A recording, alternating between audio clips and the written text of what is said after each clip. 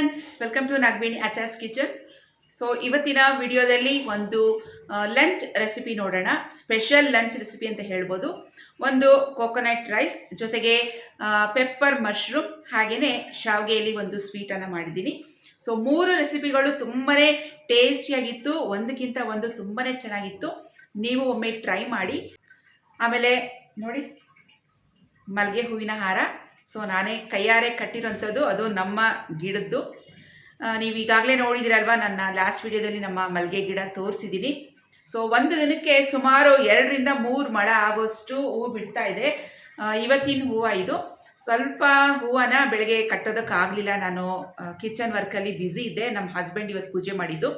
So ಕಟ್ಟೋದೇನು ಬೇಡ, ಹಾಗೇ ಹೂವನ್ನು ಇಟ್ಬಿಡ್ತೀನಿ ಅಂತೇಳಿ ಸೊ ಕಟ್ಟಿಲ್ಲ ಮಲ್ಲಿಗೆ ಹೂವು, ಹಾಗೆ ದೇವ್ರಿಗೆ ಇಟ್ಟಿದ್ದಾರೆ. ಇನ್ನು ಮಿಕ್ಕಿರೋದನ್ನ ನನಗೆ ಇವಾಗ ಸ್ವಲ್ಪ ಫ್ರೀ ಆಯಿತು, ಇವಾಗ ಕೂತ್ಕೊಂಡು ಹೂವನ್ನು ಕಟ್ಟಿದೆ. ನೋಡಿ, ಗಣೇಶನ್ಗೆ ಹಾಕಿದ್ದೀನಿ. ತುಂಬ ಚೆನ್ನಾಗಿ ಕಾಣಿಸ್ತಾ ಇದೆ. ಅದು ಎಷ್ಟು ದಿಂಡಕ್ಕೆ ಬಂದಿದೆ ನೋಡಿ. ನಮ್ಮದು ಮಲ್ಲಿಗೆ ಹೂವು 3 ಸುತ್ತು 5 ಸುತ್ತು ಅಂತ ಹೇಳ್ತೀವಲ್ವ, ಸೊ ಆ ಥರದ್ದು ಒಂದೇ ಪಾಟಲ್ಲಿ 2 ಗಿಡ ಹಾಕಿರೋದು. ರೆಡಿಮೇಡ್ ಸಿಗತ್ತಲ್ವ ಅಂಗಡೀಲಿ, ಅದನ್ನೇ ತಂದು ಹಾಕಿರೋದು. ಸುಮಾರು ಒಂದು 2 ಇಯರ್ಸ್ ಅನಿಸುತ್ತೆ, 2 ವರ್ಷದದು ಗಿಡ. ಸೊ ಏನು ಗೊಬ್ಬರ ಹಾಕ್ತಾ ಇಲ್ಲ, ಕರೆಕ್ಟಾಗಿ ನೀರು ಹಾಕ್ತಾ ಇದ್ದೀವಿ. ಆಮೇಲೆ ಸ್ವಲ್ಪ ದೊಡ್ಡ ಪಾಟಲ್ಲಿ ಇಟ್ಟರೆ ಮಲ್ಲಿಗೆ ಗಿಡ ಚೆನ್ನಾಗಿ ಬರುತ್ತೆ, ಯಾಕಂದರೆ ಅದಕ್ಕೆ ರೂಟ್ಸ್ ಎಲ್ಲ ಬೆಳೆಯೋದಕ್ಕೆ ಸ್ವಲ್ಪ ಜಾಸ್ತಿ ಜಾಗ ಬೇಕಾಗುತ್ತಲ್ವ. ಆದ್ದರಿಂದ ಸ್ವಲ್ಪ ದೊಡ್ಡ ಪಾಟಲ್ಲಿ ಇಟ್ಟರೆ ಚೆನ್ನಾಗೇ ಬರುತ್ತೆ. ಸೊ ನೀವು ಕೂಡ ಟ್ರೈ ಮಾಡ್ಬೋದು. ಜಾಸ್ತಿ ಹೂವು ಈ ಥರ ಬಿಡಬೇಕು ಅಂತ ಹೇಳಿದ್ರೆ ಒಂದು 2 or 3 ಇಯರ್ಸ್, 2ರಿಂದ 3 ವರ್ಷ ಸ್ವಲ್ಪ ಅಷ್ಟು ಏಜ್ ಅಷ್ಟು ಗಿಡ ಆಗಿದ್ದರೆ ನಮಗೆ ಜಾಸ್ತಿ ಹೂಗಳು ಸಿಗುತ್ತೆ. ಅಲ್ಲದೆ ನಾವು ಅದನ್ನು ಟ್ರಿಮ್ ಮಾಡ್ತಾ ಇರಬೇಕು. ಈ ಮಲ್ಲಿಗೆ ಸೀಸನ್ ಇನ್ನೇ ಸ್ಟಾರ್ಟ್ ಆಗುತ್ತೆ ಅಂದಾಗ ಒಂದು ಮಾರ್ಚ್ ತಿಂಗಳಲ್ಲಿ ಫುಲ್ ಗಿಡನ ಟ್ರಿಮ್ ಮಾಡಿಬಿಟ್ರೆ ಅದು ಯುಗಾದಿ ಹಬ್ಬದ ಟೈಮ್ಗೆ ಕ್ಲೀನಾಗಿ ಬೊಗ್ಗಾಗಿ ಕ್ಲೀನಾಗಿ ಚಿಗುರತ್ತೆ. ಫುಲ್ ಗಿಡ ತುಂಬ ಚಿಗುರಿ ಹೂಗಳಾಗ್ತವೆ. ಸೊ ಇಷ್ಟೇ ನಾನು ಮಾಡಿರೋದು. ಎಲ್ಲ ಫುಲ್ ಟ್ರಿಮ್ ಮಾಡಬೇಕಷ್ಟೇ ನಾವು, ಟೈಮ್ಗೂ ನೋಡಿಕೊಂಡು. ಹೂ ಬಿಟ್ಟಿದ ತಕ್ಷಣ ಇನ್ನು ಬ್ರ್ಯಾಂಚಲ್ಲಿ ಮತ್ತೆ ಹೂ ಬಿಡಲ್ಲ ಅಂತ ಗೊತ್ತಾಯ್ದ ತಕ್ಷಣ ಆ ಬ್ರ್ಯಾಂಚನ್ನು ನಾವು ಕಟ್ ಮಾಡಿಬಿಟ್ರೆ ಮತ್ತು ಅದರಿಂದ ಹೊಸ ಚಿಗುರು ಬಂದು ಹೂ ಬಿಡುತ್ತೆ. ಸೊ ನಾನು ಲಾಸ್ಟ್ ಮಂತ್ ಏನೋ ಕಟ್ ಮಾಡಿದ್ದೆ, ಈ ಸತಿ ಮತ್ತೆ ಕಟ್ ಮಾಡೋಕ್ಕೆ ಹೋಗಲ್ಲ, ಯಾಕಂದರೆ ಚೆನ್ನಾಗಿ ಹೂ ಬಿಡ್ತಾ ಇದೆ. ಹೂವೆಲ್ಲ ಸ್ಟಾಪ್ ಆಗೋದ್ರೆ ನಾನು ಕಟ್ ಮಾಡೋದನ್ನ ನಿಮಗೆ ತೋರಿಸ್ತೀನಿ. ಸೊ ನಿಮ್ಮನೇಲಿ ಏನಾದರೂ ಮಲ್ಲಿಗೆ ಗಿಡ ಇದೆ, ಹೂ ಸರಿಗೆ ಬರ್ತಾ ಇಲ್ಲ ಅಂತ ಹೇಳಿದ್ರೆ ಫುಲ್ ಅದನ್ನು ಸಿಸರ್ ತೊಗೊಂಡೆಲ್ಲ ಟ್ರಿಮ್ ಮಾಡಿಬಿಡಿ, ಚೆನ್ನಾಗಿ ಹೂ ಬಿಡುತ್ತೆ. ಸೊ ತಡೆಯೋಕ್ಕೆ ಇವಾಗ ವಿಡಿಯೋದೊಳಗೆ ಹೋಗೋಣ. ಹಾಗೆ ನಾನು ಯಾವ್ಯಾವ ಥರ ಇವತ್ತು ರೆಸಿಪೀಸ್ ಮಾಡಿದ್ದೀನಿ, ಸ್ಪೆಷಲ್ ರೆಸಿಪೀಸ್ ಅಂತ ನೋಡ್ಕೊಂಡು ಬರೋಣ ಬನ್ನಿ.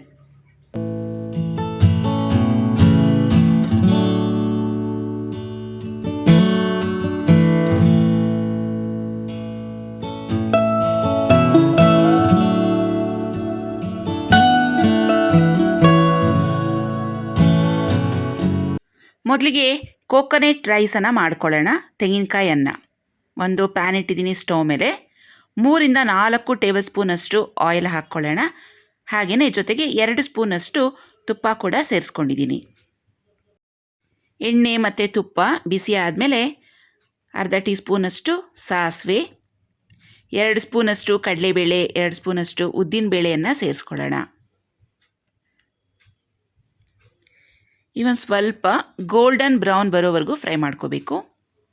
ಜೊತೆಗೆ ಅರ್ಧ ಟೀ ಸ್ಪೂನಷ್ಟು ಜೀರಿಗೆ ಕೂಡ ಹಾಕ್ಕೊಂಡಿದ್ದೀನಿ. ಬೇಳೆಗಳೆಲ್ಲ ಸ್ವಲ್ಪ ಫ್ರೈ ಆದಮೇಲೆ ಇದ್ರ ಜೊತೆಗೆ ಹಸಿಮೆಣಸಿನ್ಕಾಯಿ 8ರಿಂದ 10 ತೊಗೊಂಡಿದ್ದೀನಿ. ಹಾಗೆಯೇ ಸ್ವಲ್ಪ ಕರಿಬೇವು. ಇವಿಷ್ಟು ಫ್ರೈ ಆದಮೇಲೆ ಜೊತೆಗೆ ಸ್ವಲ್ಪ ಗೋಡಂಬಿ ಕೂಡ ಹಾಕ್ತಾಯಿದ್ದೀನಿ. ಈ ತೆಂಗಿನಕಾಯಿ ರೈಸ್ಗೆ ಗೋಡಂಬಿ ಹಾಕಿದ್ರೆ ಟೇಸ್ಟ್ ತುಂಬಾ ಚೆನ್ನಾಗಿ ಬರುತ್ತೆ. ಗೋಡಂಬಿ ಹಾಕಿ ಸ್ವಲ್ಪ ಲೈಟಾಗಿ ಫ್ರೈ ಮಾಡ್ಕೊಳ್ಳೋಣ. ಅತಿ ಹೆಚ್ಚಿಗೆ ಗೋಡಂಬಿ ಫ್ರೈ ಮಾಡಬೇಕು ಅಂತೇನಿಲ್ಲ. ಹಾಗೆಯೇ ಇದಕ್ಕೆ 1 ಬೌಲಷ್ಟು ಹಸಿ ತೆಂಗಿನಕಾಯಿ ತುರಿಯನ್ನು ಹಾಕ್ತಾಯಿದ್ದೀನಿ. ಅಂದರೆ ಒಂದು ಫುಲ್ ತೆಂಗಿನಕಾಯನ್ನು ಗ್ರೇಟ್ ಮಾಡಿ ಇಟ್ಕೊಂಡಿದ್ದೀನಿ, ಇದಿಷ್ಟು ಹಾಕ್ತಾಯಿದ್ದೀನಿ. ತೆಂಗಿನಕಾಯಿ ಆದಷ್ಟು ಬಲ್ತಿದ್ರೆ ಟೇಸ್ಟ್ ತುಂಬ ಚೆನ್ನಾಗಿರುತ್ತೆ. ತೆಂಗಿನಕಾಯಿ ಹಾಕಿದ್ಮೇಲೆ ಸುಮಾರು ಒಂದು 2 ನಿಮಿಷ ಫ್ರೈ ಮಾಡ್ಕೊಳ್ಳೋಣ. ಈಗ ಸುಮಾರು 1 ಬೌಲಷ್ಟು ಬಿಳಿ ಅನ್ನ, ವೈಟ್ ರೈಸನ್ನು ಹಾಕ್ತಾಯಿದ್ದೀನಿ. ಅನ್ನ ಸ್ವಲ್ಪ ಉದುರುದ್ರಾಗಿ ಮಾಡ್ಕೊಂಡಿರಬೇಕು. ರೈಸ್ ಹಾಕಿದ್ಮೇಲೆ ಮತ್ತೆ 2ರಿಂದ 3 ನಿಮಿಷ ಚೆನ್ನಾಗಿ ಇದನ್ನು ಮಿಕ್ಸ್ ಮಾಡ್ಕೋಬೇಕು. ಖಾರ, ಹಸಿಮೆಣಸಿನ್ಕಾಯಿ ನೋಡಿಕೊಂಡು ನಾವು ಎಷ್ಟು ಅಳತೆಯಲ್ಲಿ ರೈಸ್ಗೆ ಮಾಡ್ತಿದ್ದೀವಿ ಅಷ್ಟು ನೋಡಿಕೊಂಡು ನೀವು ಹಸಿಮೆಣಸಿನ್ಕಾಯಿ ಹಾಕ್ಕೋಬೋದು. ಇದು ಸುಮಾರು 5 ಜನಕ್ಕೆ ಮಾಡ್ತಾ ಇದ್ದೀನಲ್ವ, 10 ಹಸಿಮೆಣಸಿನ್ಕಾಯಿನ ಹಾಕಿದ್ದೀನಿ. ಸೊ ನೀವು ಒಬ್ರಿಗೆ ಇಬ್ಬರಿಗೆ ಮಾಡಬೇಕಾದ್ರೆ ಅಳತೆ ನೋಡಿಕೊಂಡು ಹಸಿಮೆಣಸಿನ್ಕಾಯಿನ ಹಾಗೂ ರೈಸನ್ನು ನೋಡಿಕೊಂಡು ಹಾಕ್ಕೋಬೋದು. ಈಗ ಒಂದು ಸ್ವಲ್ಪ ಉಪ್ಪನ್ನು ಸೇರಿಸ್ಕೊಂಡು ಚೆನ್ನಾಗಿ ಇದನ್ನು ಮಿಕ್ಸ್ ಮಾಡ್ಕೋಬೇಕು. ನೋಡಿ, ಚೆನ್ನಾಗಿ ಮಿಕ್ಸ್ ಮಾಡ್ಕೊಂಡಿದ್ದೀನಿ. ಕೊನೆಯಲ್ಲಿ ಸ್ವಲ್ಪ ಕೊತ್ತಂಬರಿ ಸೊಪ್ಪನ್ನು ಹಾಕಿ ಮಿಕ್ಸ್ ಮಾಡಿಕೊಂಡ್ರೆ ನಮ್ಮ ತೆಂಗಿನಕಾಯಿಯನ್ನು ರುಚಿ ರುಚಿಯಾಗಿ ತಯಾರಿ ಆಗುತ್ತೆ. ಈ ಕೊಕೊನಟ್ ರೈಸನ್ನು ನಾವು ಬೆಳಗಿನ ಹೊತ್ತು ಬ್ರೇಕ್ಫಾಸ್ಟ್ಗೆ ಮಾಡ್ಬೋದು, ಲಂಚ್ ಬಾಕ್ಸ್ಗೆ ಮಾಡ್ಬೋದು. ಈ ಕೊಕೊನಟ್ ರೈಸ್ಗೆ ನಾವು ಯಾವುದೇ ರೀತಿಯಾದ ಹೆಚ್ಚಿನ ಮಸಾಲೆ ಪದಾರ್ಥಗಳನ್ನು ಸೇರಿಸಿಲ್ಲ, ಹಾಗಾಗಿ ಇದು ತುಂಬಾ ಚೆನ್ನಾಗಿರುತ್ತೆ. ನೋಡಿ, ನಮ್ಮ ರುಚಿ ರುಚಿಯಾದ ಕೋಕೋನಟ್ ರೈಸ್ ರೆಡಿಯಾಗಿದೆ. ಬಿಸಿಯಾಗಿ ಸರ್ವ್ ಮಾಡ್ಕೊಳ್ಳಿ. ಕೋಕೋನಟ್ ರೈಸ್ ಪ್ಲೇನಾಗಿ ಬ್ಲ್ಯಾಂಡಾಗಿರೋದ್ರಿಂದ ಇದ್ರ ಜೊತೆಗೆ ನಾನು ಖಾರವಾಗಿ ಮಶ್ರೂಮ್ ಪೆಪ್ಪರ್ ಡ್ರೈಯನ್ನು ಮಾಡ್ತಿದ್ದೀನಿ. ಇದಕ್ಕೆ ಒಂದು ಪುಡಿಯನ್ನು ತಯಾರಿಸ್ಕೋಬೇಕು. ಒಂದು ಪ್ಯಾನ್ ಸ್ಟವ್ ಮೇಲೆ ಬಿಸಿ ಆಗೋದಕ್ಕೆ ಇಟ್ಟಿದ್ದೀನಿ. ಸುಮಾರು 1 ಟೇಬಲ್ ಸ್ಪೂನಷ್ಟು ಬ್ಲ್ಯಾಕ್ ಪೆಪ್ಪರನ್ನು ಹಾಕ್ಕೊಳ್ಳಿ. ಹಾಗೆಯೇ 1 ಟೀ ಸ್ಪೂನಷ್ಟು ಜೀರಿಗೆ, 1 ಟೀ ಸ್ಪೂನಷ್ಟು ಸೋಂಪು. ಇವೆಷ್ಟು ಪದಾರ್ಥಗಳನ್ನು ಸಿಮ್ ಫ್ಲೇಮ್ನಲ್ಲಿ ಹದವಾಗಿ ಫ್ರೈ ಮಾಡಿಕೊಂಡು ಒಂದು ಮಿಕ್ಸಿ ಜಾರ್ಗೆ ಸೇರಿಸ್ಕೊಂಡು ನುಣ್ಣಕ್ಕೆ ಪುಡಿ ಮಾಡ್ಕೊಂಡು ಬರೋಣ. ನಮ್ಮ ಮಸಾಲೆ ಪೌಡರ್ ಮಶ್ರೂಮ್ ಪೆಪ್ಪರ್ ಡ್ರೈಗೆ ರೆಡಿ ಆಗುತ್ತೆ. ಸ್ಟವ್ ಮೇಲೆ ಒಂದು ಪ್ಯಾನ್ ಬಿಸಿ ಆಗೋದಕ್ಕೆ ಇಡೋಣ. 2 ರಿಂದ 3 ಸ್ಪೂನಷ್ಟು ಆಯಿಲನ್ನು ಹಾಕ್ತಾಯಿದ್ದೀನಿ. ಒಂದು ಅರ್ಧ ಸ್ಪೂನಷ್ಟು ಸಾಸಿವೆ ಹಾಕಿ ಚಿಟ್ಕುಡ್ಸೋಣ.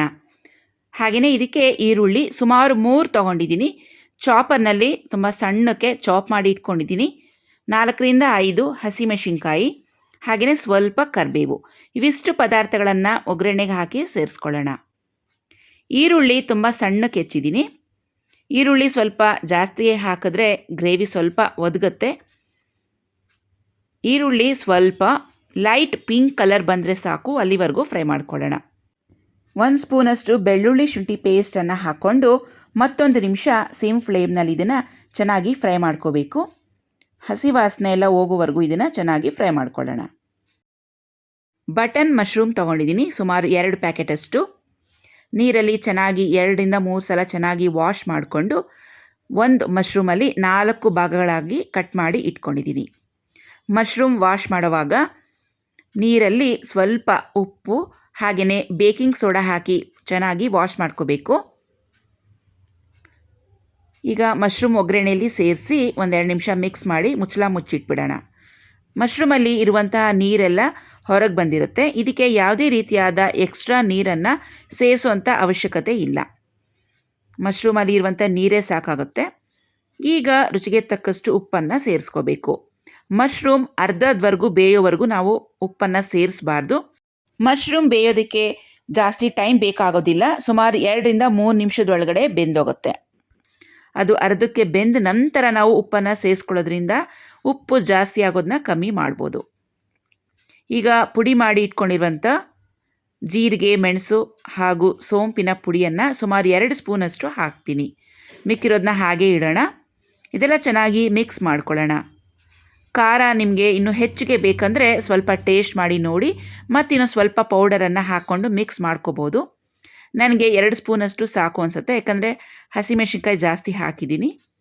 ಇದನ್ನೆಲ್ಲ ಒಮ್ಮೆ ಚೆನ್ನಾಗಿ ಮಿಕ್ಸ್ ಮಾಡಿಕೊಂಡು ಕೊನೆಯಲ್ಲಿ ಸ್ವಲ್ಪ ಕೊತ್ತಂಬರಿ ಸೊಪ್ಪು, ಸ್ವಲ್ಪ ಕರಿಬೇವನ್ನು ಹಾಕ್ಕೊಂಡು ಸ್ಟವನ್ನು ಆಫ್ ಮಾಡಿಕೊಂಡ್ರೆ ನಮ್ಮ ಮಶ್ರೂಮ್ ಪೆಪ್ಪರ್ ಡ್ರೈ ತುಂಬಾ ಈಸಿಯಾಗಿ ಹಾಗೂ ಟೇಸ್ಟಿಯಾಗಿ ರೆಡಿ ಆಗುತ್ತೆ.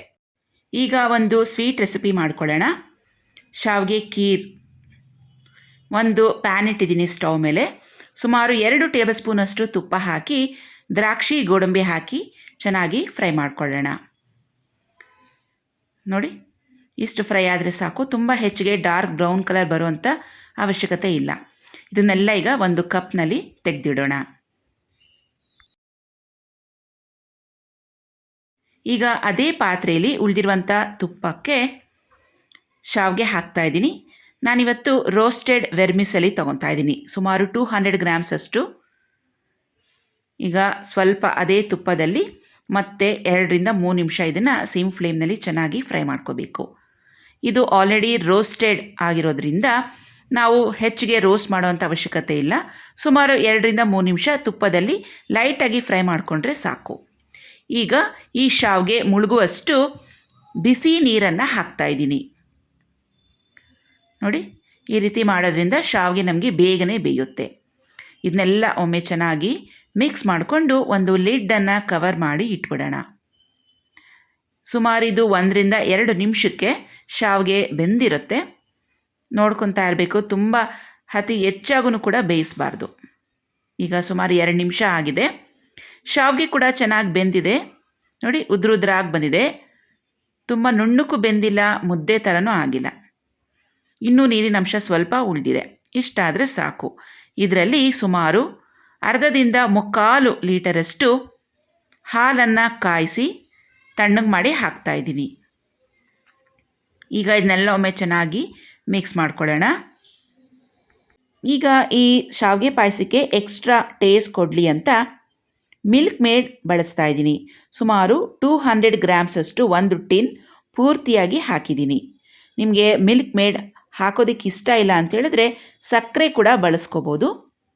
ನಾನಿವತ್ತು ಸ್ವಲ್ಪ ಎಕ್ಸ್ಟ್ರಾ ಟೇಸ್ಟ್ಗೋಸ್ಕರ ಸ್ಪೆಷಲಾಗಿ ಮಾಡ್ತಿರುವಂಥ ರೆಸಿಪಿ ಇದು, ಆದ್ದರಿಂದ ಮಿಲ್ಕ್ ಮೇಡನ್ನು ಬಳಸಿದ್ದೀನಿ. ಇದಕ್ಕೆ ಇನ್ಸ್ಟೆಂಟ್ ಬಾದಾಮ್ ಮಿಕ್ಸನ್ನು ಸುಮಾರು 2 ಪ್ಯಾಕೆಟಷ್ಟು ಹಾಕ್ತಾಯಿದ್ದೀನಿ. ಇದು ಒಳ್ಳೆ ಫ್ಲೇವರ್ ಕೂಡ ಕೊಡುತ್ತೆ, ಹಾಗೆ ಟೇಸ್ಟ್ ಕೂಡ ಕೊಡುತ್ತೆ. ಇದ್ರ ಜೊತೆಗೆ ನಾವು ಏಲಕ್ಕಿಯನ್ನು 4-5 ಚೆನ್ನಾಗಿ ಪೌಡರ್ ಮಾಡಿ ಇಟ್ಕೊಂಡಿದ್ದೀನಿ. ಇದನ್ನು ಕೂಡ ಸೇರಿಸ್ತಾ ಇದ್ದೀನಿ. ಏಲಕ್ಕಿ ಹಾಕೋದ್ರಿಂದ ಅರೋಮಾ ಹಾಗೂ ಫ್ಲೇವರ್ ತುಂಬಾ ಚೆನ್ನಾಗಿ ಬರುತ್ತೆ. ಇದನ್ನೆಲ್ಲ ಒಮ್ಮೆ ಚೆನ್ನಾಗಿ ಮಿಕ್ಸ್ ಮಾಡ್ಕೊಂಬಿಡೋಣ. ಈ ಶಾವಿಗೆ ಖೀರನ್ನು ಆದಷ್ಟು ತೆಳುವಾಗಿಯೇ ಮಾಡಿಕೊಂಡ್ರೆ ತುಂಬಾ ಒಳ್ಳೆಯದು.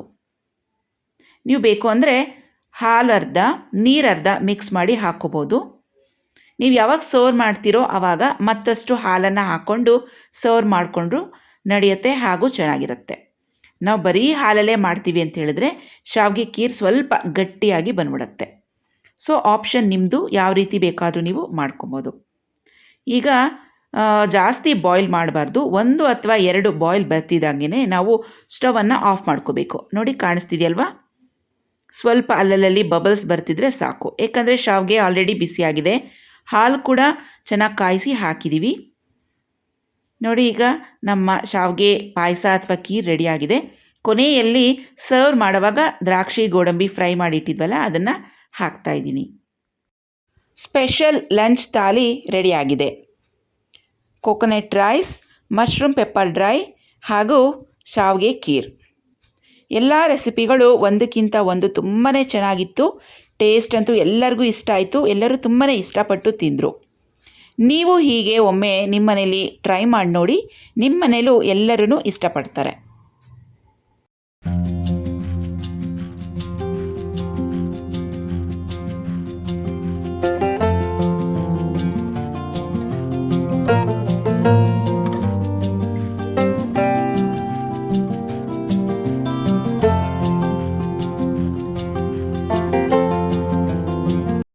ನಮ್ಮ ಲಾಸ್ಟ್ ವಿಡಿಯೋದಲ್ಲಿ ಟೆರೆಸ್ ಮೇಲೆ ಒಂದು ಮಣ್ಣಿನ ಪಾತ್ರೆಯಲ್ಲಿ ಚಿಕನ್ ಮಸಾಲ ರೆಸಿಪಿಯನ್ನು ಮಾಡಿ ತೋರಿಸಿದ್ದೆ.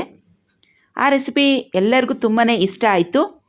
ಹಾಗೆ ನಮ್ಮ ಟೆರೆಸ್ ಕೂಡ ತುಂಬಾ ಇಷ್ಟ ಆಯಿತು. ನಿಮ್ಮ ಗಾರ್ಡನನ್ನು ಒಂದು ಸತಿ ತೋರಿಸಿ, ಎಲ್ಲ ಗಿಡಗಳನ್ನ ಒಂದು ಸತಿ ತೋರಿಸಿ ಅಂತ ಕೂಡ ಕೇಳಿದ್ದೀರಾ. ಅದರಲ್ಲೂ ಮಲ್ಲಿಗೆ ಗಿಡದ ಬಗ್ಗೆ ಇನ್ನೂ ಹೆಚ್ಚಿನ ಮಾಹಿತಿ ಕೊಡಿ, ಮಲ್ಲಿಗೆ ಗಿಡನ ತೋರಿಸಿ ಅದನ್ನು ಹೇಗೆ ನಾವು ಮನೇಲಿ ನೆಡಬೇಕು ಅಂತ ಕೂಡ ಕೇಳಿದ್ದೀರಾ. ಸೊ ನನಗೆ ಎಷ್ಟು ತಿಳಿದಿದೆಯೋ ಮಲ್ಲಿಗೆ ಗಿಡದ ಬಗ್ಗೆ ನಿಮಗೆ ಈ ವಿಡಿಯೋವಿನ ಸ್ಟಾರ್ಟಿಂಗ್ನಲ್ಲೇ ಹೇಳಿದ್ದೀನಿ. ನೋಡಿ, ಇದು ಇವತ್ತು ಸಿಕ್ಕಿರುವಂಥ ಮಲ್ಲಿಗೆ ಹೂವು. ದಿನಕ್ಕೆ 1-2 ಮೊಳದಷ್ಟು ಹೂಗಳು ಸಿಗುತ್ತೆ. ಪ್ರತಿದಿನ ಸಂಜೆ 4-5 ಗಂಟೆ ಅಷ್ಟೊತ್ತಿಗೆ ಮೊಗ್ಗು ಥರ ಇರುತ್ತಲ್ವ, ಅದನ್ನು ಬಿಡಿಸ್ಕೊಂಡ್ರೆ ನಮಗೆ ಕಟ್ಟೋದಕ್ಕೆ ಈಸಿ ಆಗುತ್ತೆ. ಆದರೆ ನಾನು ಸಂಜೆ ಹೊತ್ತು ಹೂ ಕೀಳಲ್ಲ, ಅದರ ನೆಕ್ಸ್ಟ್ ಡೇ ಮಾರ್ನಿಂಗೇ ಕೀಳೋದು. ಆಗ ಹೂ ಸ್ವಲ್ಪ ಮೊಗ್ಗಿರತ್ತಲ್ಲ, ಅದು ಅರಳ್ದಂಗೆ ಆಗಿರುತ್ತೆ, ದೇವ್ರಿಗಿಡೋದಕ್ಕೆ ಸರಿ ಇರುತ್ತೆ ಅಂತೇಳಿ ನಾನು ಪ್ರತಿದಿನ ಬೆಳಗ್ಗೆ ಹೊತ್ತೇ ಅದನ್ನು ಕೊಯ್ಯೋದು. ನೋಡಿ, ಬೆಳಗ್ಗೆ ಹೊತ್ತು ಕೊಯ್ದರೆ ಒಂದು ಸ್ವಲ್ಪ ಅರಳ್ದಂಗೆ ಆಗಿರುತ್ತೆ. ಒಂದೊಂದು ಹೂವು ಸ್ವಲ್ಪ ದೊಡ್ಡ ದೊಡ್ಡ ಸೈಜ್ನಲ್ಲಿ ಆಗಿರುತ್ತೆ. ನಾವು ಮೊಗ್ಗು ಕೂಡ ಕಿತ್ತಿಟ್ಟರು ಹೀಗೆ ಅರಳುತ್ತೆ. ಆದರೆ ನಾನು ಪ್ರತಿದಿನ ಬೆಳಗ್ಗೆನೇ ಕೀಳೋಂಥ ಅಭ್ಯಾಸ. ಸೊ ಇದು ಇವತ್ತಿನ ಹೂವು. ಅರ್ಧದಷ್ಟು ಹೂ ಇವತ್ತು ಆಗಲೇ ದೇವ್ರಿಗೆ ಇಟ್ಟಿದ್ದಾಗಿದೆ. ಇನ್ನು ಮಿಕ್ಕಿರೋ ಅರ್ಧದಷ್ಟು ಹೂ ಕಟ್ಟೋಣ ಅಂಥೇಳಿ ಇವಾಗಷ್ಟೇ ಉಲ್ಲನನ್ನು ತರಿಸಿದ್ದೀನಿ. ನಾವು ಇದನ್ನು ಹೂ ಕಟ್ಟೋ ದಾರದಲ್ಲಿ ಕೂಡ ಕಟ್ಬೋದು. ಆದರೆ ಈ ಉಲ್ಲನಲ್ಲಿ ಯಾಕೆ ಕಟ್ತಿದ್ದೀನಿ ಅಂತ ಹೇಳಿದ್ರೆ, ಈ ಮಲ್ಲಿಗೆ ಹೂವಿನ ಕಾಂಡಗಳು ತೊಟ್ಟು ಅಂತ ಏನು ಹೇಳ್ತೀವಿ, ಅದು ತುಂಬ ಪುಟ್ಟದಾಗಿದೆ. ಇದು 3 ಸುತ್ತು 5 ಸುತ್ತಿನ ಹೂವು ಅಲ್ವಾ, ತೋಟ ಸ್ವಲ್ಪ ಚಿಕ್ಕದಾಗಿದೆ. ಆದ್ದರಿಂದ ಅದು ಮಾಮೂಲಿ ಹೂ ಕಟ್ಟೋ ದಾರದಲ್ಲಿ ಕಟ್ಟಿದ್ರೆ ಲೂಸಾಗಿ ಉದುರೋಗ್ತಾ ಇರುತ್ತೆ. ಹಾಗಾಗಿ ನಾನು ಗ್ರಿಪ್ ಸಿಗೋದಕ್ಕೋಸ್ಕರ ಉಲ್ಲನಲ್ಲಿ ಕಟ್ತೀನಿ. ಬರೀ ಮಲ್ಲಿಗೆ ಹೂವು 3 ಸುತ್ತು 5 ಸುತ್ತದು ಅದರ ಕಾಂಡ ಏನಿರುತ್ತೆ ತುಂಬ ಚಿಕ್ಕದಾಗಿರುತ್ತಲ್ವ, ಆದ್ದರಿಂದ ಉಲ್ಲನಲ್ಲಿ ಕಟ್ತೀನಿ. ಅದು ಗ್ರಿಪ್ಪಾಗಿ ಕೂತ್ಕೊಳ್ಳುತ್ತೆ, ದಿಂಡಕ್ಕೆ ಚೆನ್ನಾಗಿ ಕಟ್ಕೋಬೋದು. ನಾವು ದೇವ್ರಿಗೆ ಮುಡಿಸೋದಕ್ಕೂ ತುಂಬಾ ಚೆನ್ನಾಗಿ ಕಾಣುತ್ತೆ. ಹೂವೆಲ್ಲ ಇದೆಲ್ಲ ಒಣಗಿದ ಮೇಲೆ ಬೇಕಾದರೆ ಉಲ್ಲನನ್ನು ಬಿಡಿಸಿ ಇಟ್ಕೋಬೋದು, ಮತ್ತು ನೆಕ್ಸ್ಟ್ ಡೇ ಹೂ ಕಟ್ಟೋದಕ್ಕೆ ಯೂಸ್ ಮಾಡ್ಬೋದು. ಇಲ್ಲ ಬೇಡ ಅಂದರೆ ಬಿಸಾಕ್ಬೋದು, ಹೇಗಾದರೂ ಮಾಡ್ಬೋದು. ನೀವು ಒಂದು ಸಲ ಈ ಥರ ಉಲ್ಲನಲ್ಲಿ ಕಟ್ ನೋಡಿ, ಹೂ ತುಂಬಾ ಗ್ರಿಪ್ಪಾಗಿ ಕೂತ್ಕೊಳ್ಳುತ್ತೆ, ಬಿಚ್ಚೋಗೋದಿಲ್ಲ. ಹೊಸ್ದಾಗಿ ಕಲಿತಾ ಇರ್ತಾರಲ್ವ ಅಂಥವರು ಈ ಥರ ಉಲ್ಲನನ್ನು ಬಳಸಿ ನೀವು ಕಟ್ಕೋಬೋದು. ನೋಡೋದಕ್ಕೂ ತುಂಬಾ ಚೆನ್ನಾಗಿ ಕಾಣಿಸ್ತಾ ಇರುತ್ತೆ. ವೈಟ್ ಗ್ರೀನು ಪ್ಲಸ್ ಜೊತೆಗೆ ಮಧ್ಯದಲ್ಲಿ ರೆಡ್ ದಾರ ಅಟ್ರಾಕ್ಟಿವ್ ಆಗಿ ಕಾಣುತ್ತೆ. ಸೊ ನಾನಿವತ್ತು ಉಲ್ಲನಲ್ಲಿ ಕಟ್ತಾ ಇದ್ದೀನಿ.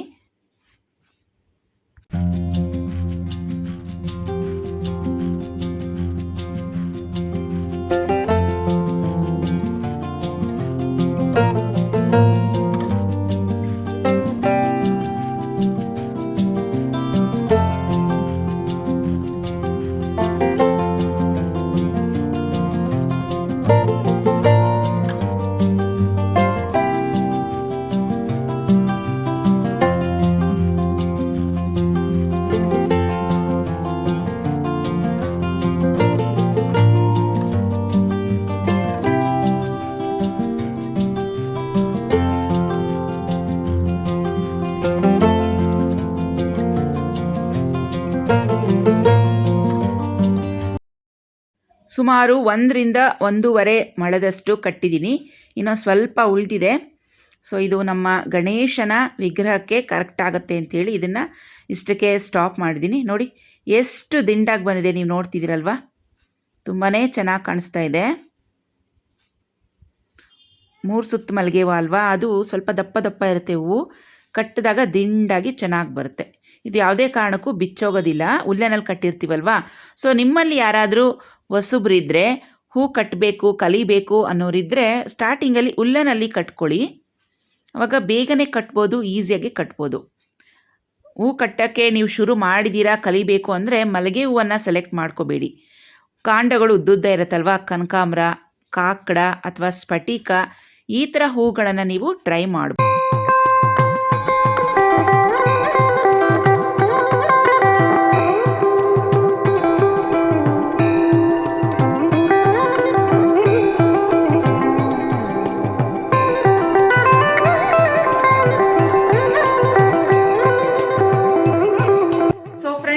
ವಿಡಿಯೋ ನೋಡಿದ್ರಲ್ವಾ, ಇಷ್ಟ ಆಗಿದ್ರೆ ಲೈಕ್ ಮಾಡಿ, ನಿಮ್ಮ ಫ್ರೆಂಡ್ಸ್ ಜೊತೆಗೆ ಶೇರ್ ಮಾಡ್ಕೊಳ್ಳಿ. ಹಾಗೆ ನಾಗವೇಣಿ ಅಚಾರ್ಸ್ ಕಿಚನ್ ಚಾನಲನ್ನು ಸಬ್ಸ್ಕ್ರೈಬ್ ಮಾಡ್ಕೊಳ್ಳೋದನ್ನ ಮರಿಬೇಡಿ. ಮತ್ತೆ ಭೇಟಿ ಆಗ್ತೀನಿ ನಮ್ಮ ಮುಂದಿನ ವಿಡಿಯೋದಲ್ಲಿ. ಅಲ್ಲಿವರೆಗೂ take care, bye bye friends.